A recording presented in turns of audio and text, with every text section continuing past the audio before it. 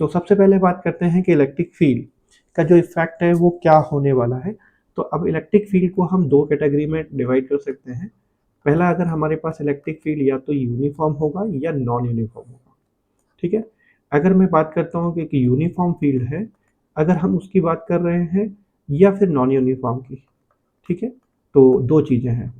अब यूनिफॉर्म का मतलब है उसका मैग्नीट्यूड भी कांस्टेंट रहना चाहिए और उसकी डायरेक्शन भी सेम होनी चाहिए, वो चेंज नहीं होनी चाहिए टाइम के साथ तो और डिस्टेंस के साथ में। तो हम या इसको हम बोल रहे हैं कि ये हमारे पास यूनिफॉर्म है।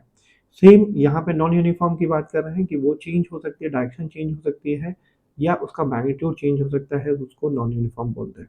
ठीक है, अभी हम पहले फोकस करते हैं यूनिफॉर्म पे और उसको समझेंगे आज की क्लास में। ठीक है, तो यूनिफॉर्म फील्ड अगर मेरे पास है, तो अगर मैं यूनिफॉर्म फील्ड की अगर बात कर रहे हैं, यूनिफॉर्म इलेक्ट्रिक फील्ड। ठीक है, इलेक्ट्रिक फील्ड, अब इसका इफेक्ट हम समझने जा रहे हैं। तो हमारे पास इफेक्ट कहाँ कहाँ आने वाला है, तो वो पहले समझेंगे। सबसे पहली चीज़ है कि इसका इफेक्ट आ सकता है चार्ज पार्टिकल के ऊपर। तो आज की पूरी क्लास रहेगी चार्ज पार्टिकल पे, है ना। इसका इफेक्ट हम पढ़ते हैं डाइपोल पे भी, वो मैं एक सेपरेट क्लास रखूंगा, उसमें हम बात करेंगे। तो अगर मेरे पास एक कोई चार्ज पार्टिकल है, एक सिंगल पार्टिकल है, अगर हम उसकी बात कर रहे हैं, ठीक है, तो अगर हम चार्ज पार्टिकल की अगर हम बात करते हैं तो उसमें क्या आने वाला है पहले समझो। एक तो चार्ज पार्टिकल अगर रेस्ट पे था तो वो चल सकता है, मतलब उसका डिस्प्लेसमेंट आ सकता है। ठीक है, वो मूव कर सकता है एक जगह से दूसरी जगह। नेचुरल है कि उसकी वेलोसिटी भी चेंज हो जाएगी, है ना, वेलोसिटी में चेंज आ सकता है, ये हम समझेंगे आज। ठीक है, उसकी काइनेटिक एनर्जी भी चेंज हो सकती है, ये भी हम समझेंगे। उसका पोटेंशियल एनर्जी भी चेंज हो सकती है, ये भी हम समझेंगे। ठीक है, एंड अगर हम बात करें कि उसका जो मोशन है वो मोशन भी होगा, तो मोशन किस तरीके से होगा और उस मोशन की वजह से इलेक्ट्रिक फील्ड में क्या चेंज आ सकता है वो भी हम समझेंगे, change in electric field. And एक और बात हम करने वाले हैं कि हमारे पास कुछ वर्क डन जो हो रहा है, क्योंकि डिस्प्लेसमेंट है, फोर्स भी लग रहा है, तो यहाँ कुछ वर्क डन भी हो सकता है कि तो वर्क डन कितना होगा वो हम समझेंगे। ये कुछ बेसिक बातें हैं जो आपको समझ आनी चाहिए कि चार्ज पार्टिकल को जब हम फील्ड में रखते हैं तो क्या क्या होने वाला है। ठीक है, अभी एक एक करके बात करते हैं, लेकिन ध्यान रखना इस क्लास में मैं फोकस नहीं करने वाला हूं किस चीज पे, कि इलेक्ट्रिक फील्ड किस तरीके से आया है, who was the source. Okay, तो इसका सोर्स क्या है उस पर हमको ज्यादा ध्यान नहीं देना है। कुछ सोर्स होगा, वहां से कुछ फील्ड आया है, उसके बारे में हम बात कर रहे हैं, और फील्ड यूनिफॉर्म है। अब जब यूनिफॉर्म फील्ड बोलते हैं तो यहाँ पे कुछ बच्चों को कंफ्यूजन होता है कि यूनिफॉर्म का मतलब क्या है। तो मैं आपको एक्सप्लेन कर देता हूँ कि अगर हमारे पास हम इलेक्ट्रिक फील्ड लाइंस को ड्रॉ कर रहे हैं, अगर ये फील्ड लाइन इक्वली स्पेस्ड है और स्ट्रेट लाइंस है, इक्वली स्पेस्ड है, स्ट्रेट लाइंस है, तो ही यूनिफॉर्म है। अगर मैं ऐसे भी ड्रॉ करता हूँ कि ये एक सेकेंड केस हम ले रहे हैं, यहाँ पे ये इलेक्ट्रिक फील्ड लाइंस हैं कुछ इस तरीके से, एंड नेक्स्ट लाइन यहाँ है और दूसरी एक और लाइन और नीचे हम ले सकते हैं, तो ये इक्वली स्पेस नहीं है, तो ये नॉन यूनिफॉर्म फील्ड में काउंट होगा। तो ये नॉन यूनिफॉर्म है। और जो पहला अगर वो हमारे पास इक्वली स्पेस है जैसा हम बोल रहे हैं, तो वो यूनिफॉर्म हो जाएगा। ठीक है, ये हमको पहले समझना है।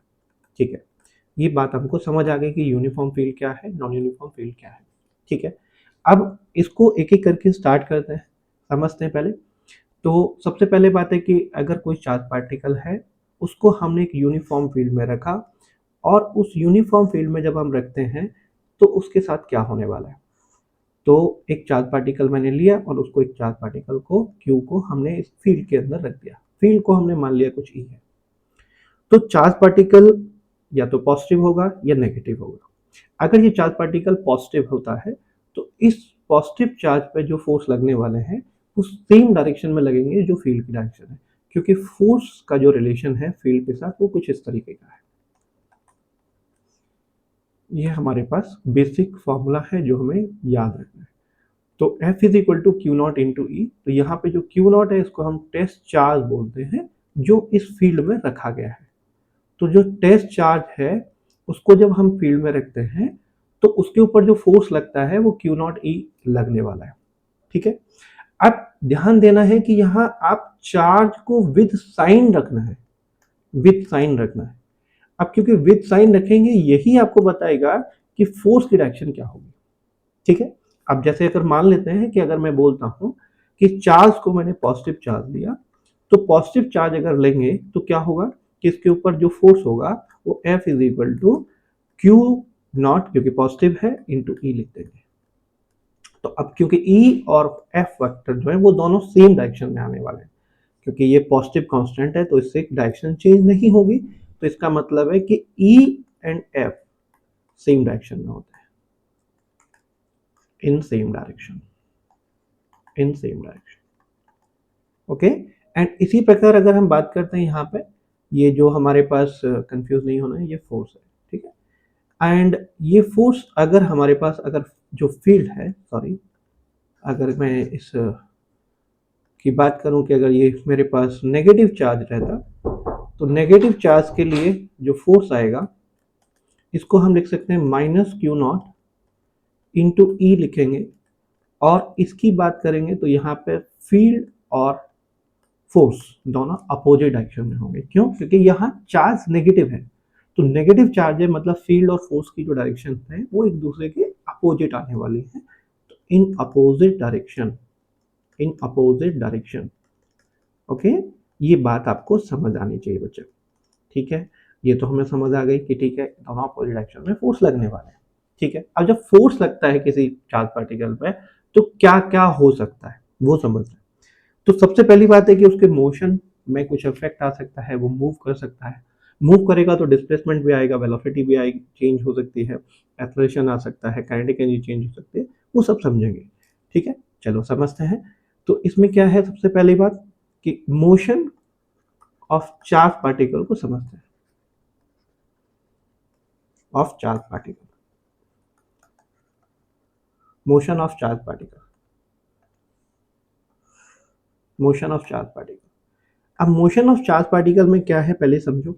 अब यहाँ पे कुछ केसेस हैं, मैं पहले आपको एक एक करके बताता हूँ कि क्या क्या हम पढ़ने वाले हैं।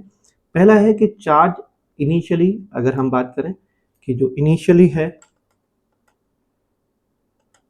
इनिशियली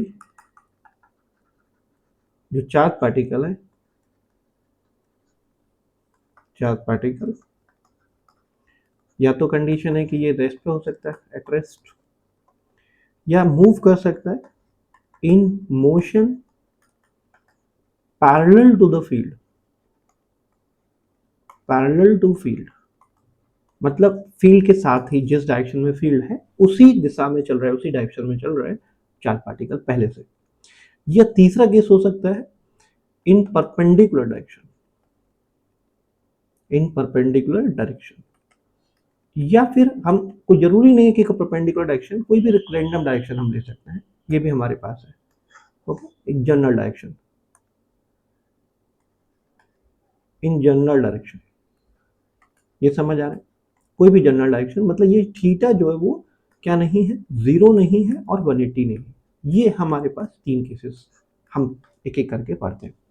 जब अगर चार्ज पार्टिकल हमारा रेस्ट पे रहता है तो इसका क्या मतलब है, चार्ज पार्टिकल रेस्ट पे है, सबसे पहला केस हम उठाते हैं, है ना। तो अगर यहाँ पे फील्ड है बेटा, simple, this is the field, ये फील्ड है, ठीक है। अब इस चार्ज पार्टिकल को मैंने क्यू को रखा, जिसका कुछ मास रहा होगा एम, क्योंकि चार्ज हमेशा मास के साथ एसोसिएटेड होता है, ध्यान रखना है। क्योंकि चार्ज किसके पास होता है, या तो इलेक्ट्रॉन के पास होगा या प्रोटॉन के पास होगा। अब कोई भी बॉडी जब भी चार्ज अगर हम बोल रहे हैं तो उसके पास में उस एक्सेस नंबर या डेफिशिएंसी ऑफ इलेक्ट्रॉन होने वाली है।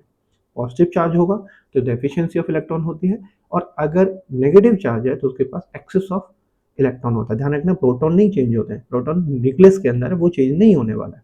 कौन चेंज होगा, इलेक्ट्रॉन्स का नंबर चेंज होता है, उसके अकॉर्डिंग चार्ज आता है, ठीक है।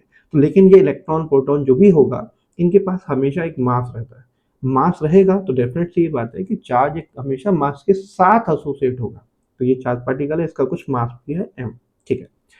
यहाँ फील्ड हमने दे दिया E, ये इनिशियली रेस्ट पे था, पहला केस हम कर रहे हैं, बहुत आसान सा केस है, इसको करते हैं।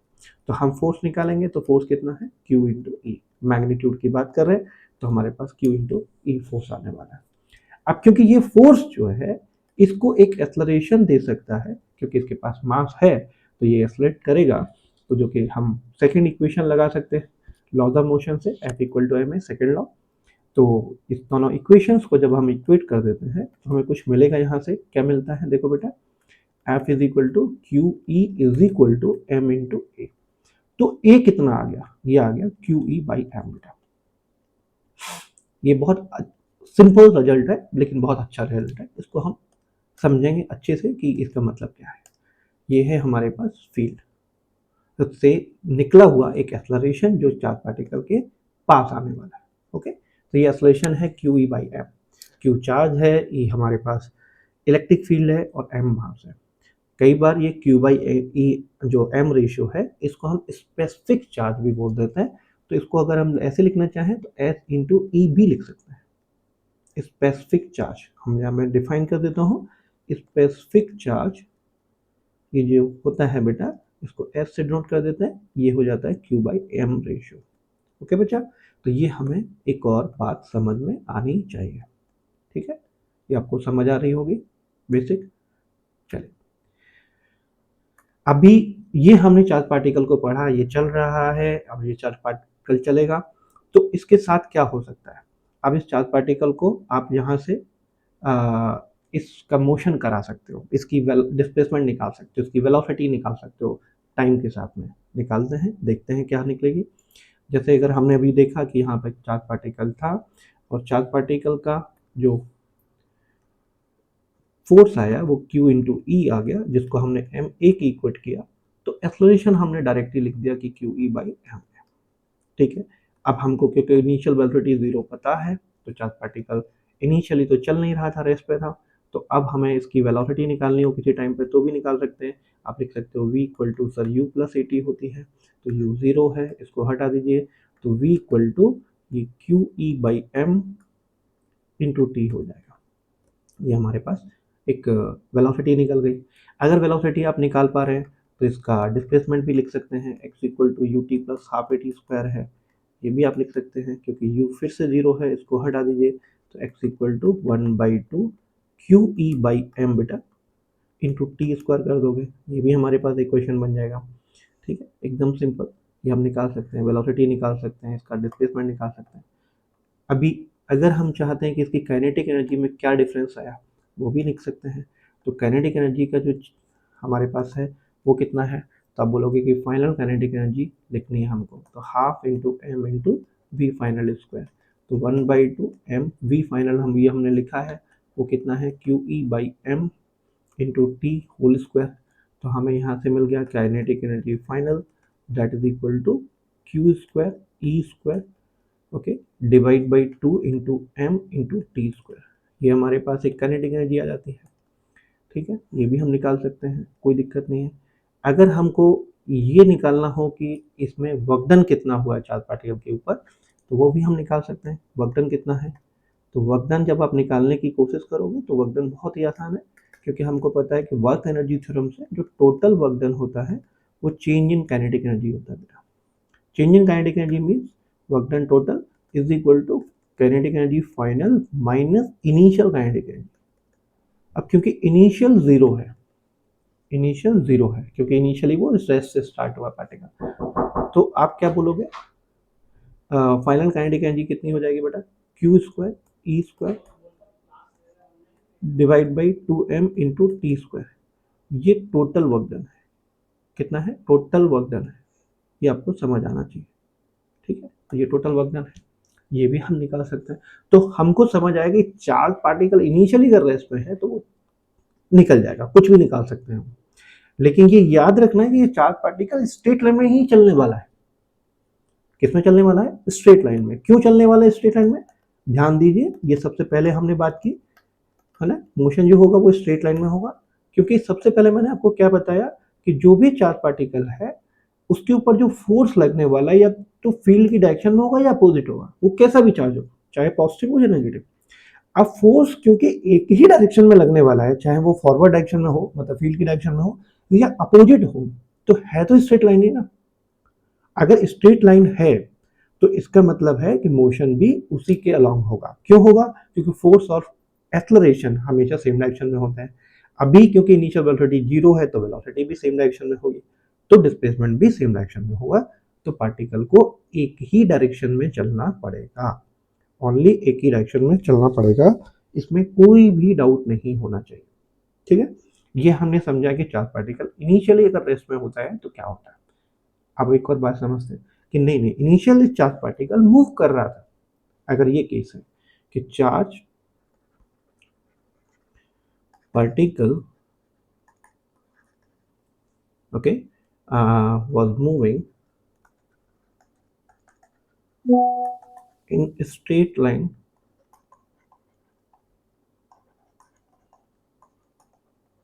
okay parallel to field, ये हमारे पास parallel to field, parallel to field, अगर फील्ड के पैरेलल अगर चल रहा है तो हमको हम समझते हैं क्या कहना चाह रहे हैं। हम ये कहना चाह रहे हैं कि यहाँ पे एक चार्ज पार्टिकल है और इस चार्ज पार्टिकल को हमने एक यूनिफॉर्म फील्ड में रखा है, ये चार्ज पार्टिकल है क्यू, और इसको हमने पहले से ही कुछ वेलोसिटी दे रखी है, कुछ मान लेते हैं वी नॉट, इसको आप डायरेक्शन दे भी सकते हो, कोई दिक्कत नहीं है क्योंकि सेम ही डायरेक्शन है तो लिखने का जरूरत भी नहीं है। ठीक है, तो ये वी नॉट है, ये क्यू है, इसका मास भी कुछ होगा, अभी हमने समझा कि मास होना जरूरी है। तो चार्ज है, मास है, वी है, वी नॉट है और फील्ड है। तो फोर्स तो हम अभी लिख चुके हैं कि ये Q इंटू ई होगा, जिससे m एक इक्वल करेंगे तो एक्सेलरेशन हमारे पास QE बाई एम होता है। ओके, ये बात आपको समझ आना चाहिए। अब आपको एक चीज़ पता है कि इसका पास चार्ज पार्टिकल है, एक मोशन हो रहा है और उसकी एक वेलोसिटी एक्सेलरेशन आने वाला है, एक्सेलरेशन भी हमको पता है कि QE बाई एम है, कोई दिक्कत नहीं है। तो एक्सेलरेशन हमको मिल गया, जब हमें एक्सेलरेशन अगर मिल गया है तो इसके बारे में बात समझते हैं कि अब क्या कर सकते हैं। हम लिख सकते हैं first equation v equal to U plus A T, final velocity निकालना है, इनिशियल v नॉट था, एक्सेलरेशन कितना है Q E by F into T. लेकिन ये बात मैं तभी लिख पा रहा हूँ, ये तभी सही है जब ये चार्ज पार्टिकल पॉजिटिव था, क्योंकि पॉजिटिव केस में ही चार्ज पार्टिकल के ऊपर जो लगने वाला फोर्स है वो फील्ड के डायरेक्शन में होगा। अब फील्ड की डायरेक्शन में होगा मतलब फोर्स भी वेलोसिटी की डायरेक्शन में होगा। ये सिर्फ तभी पॉसिबल है जब यहाँ पे जो ये चार्ज पार्टिकल है इसको हमने पॉजिटिव माना, अगर ये नेगेटिव होगा तो अपोजिट आ जाएगा, ये माइनस साइन आएगा, यहाँ पे माइनस साइन आ जाएगा। ठीक है, ये आपको ध्यान रखना। चलिए, अभी हमने पॉजिटिव माना है, इसके अकॉर्डिंग हम सॉल्व करते हैं। अब क्या लिखोगे यहाँ से आगे बेटा, ये वेलोसिटी आ गई, तो इस वेलोसिटी को हमने लिख लिया कि ये किसी पॉइंट पे एक सिंपल सी वेलोसिटी है, कोई दिक्कत नहीं। अब वेलोसिटी अगर हमें पता चल गई किसी टाइम पे तो हम इसका डिस्प्लेसमेंट भी लिख सकते हैं, because x equal to U T plus half A T square है। इसको क्या लिख सकते हैं, x into V not into T plus half of A, हमको पता ही है क्यू ई बाई एम होता है बेटा, इंटू टी स्क्वायर, ये हम कर सकते हैं। ये हमारे पास डिस्प्लेसमेंट आ गया, बहुत ही आसान सा डिस्प्लेसमेंट हम निकाल सकते हैं। इसको कुछ कुछ याद नहीं करना है, पहले बात समझो, याद नहीं करना है, बस समझना है, समझ गए तो आप कर लोगे। ठीक है, ये हमने दो चीज़ निकाल दी। ठीक है, तीसरी चीज़ आती है कि हमको डिस्प्लेसमेंट पता है, वेलोसिटी पता है। अब हम इसका क्या करने जा रहे हैं, हम कहने जा रहे हैं कि हमें इसकी काइनेटिक एनर्जी निकालनी है, काइनेटिक एनर्जी निकालनी है। तो काइनेटिक एनर्जी कैसे निकालें, तो फाइनल काइनेटिक एनर्जी हम लिख देंगे। तो आप क्या करोगे, half M into V final square, V final अभी हमने निकाला है, पुट कर देंगे तो कितना हो जाएगा, हाफ एम इंटू बेटा V naught plus Q E by M into T whole square, this is the final. Initial already हमको पता है कितना है बेटा, half M into V naught square, change निकालेंगे तो वर्क डन निकल जाएगा, तो टोटल वर्क डन भी हम निकाल सकते हैं, वो कितना होगा, delta K E, that means final minus initial, final minus initial. Okay, this is a very basic thing, ये हम लिख सकते हैं। तो ये हमारे पास टोटल वर्क डन आ गया। ठीक है, मुझे लगता है ये वीडियो काफ़ी लंबी हो रही है, तो इसका मैं सेकंड पार्ट लेके आता हूँ जिसमें हम समझेंगे कि अगर जो वेलोसिटी परपेंडिकुलर हो, मतलब किसी भी जनरल एंगल पे हो, तो मोशन कैसा रहेगा। ओके, तब तक के लिए thank you so much and keep watching and अपने आप को अपडेट रखना है चैनल के साथ, अभी वीडियोस रेगुलर रहेंगे। Thank you.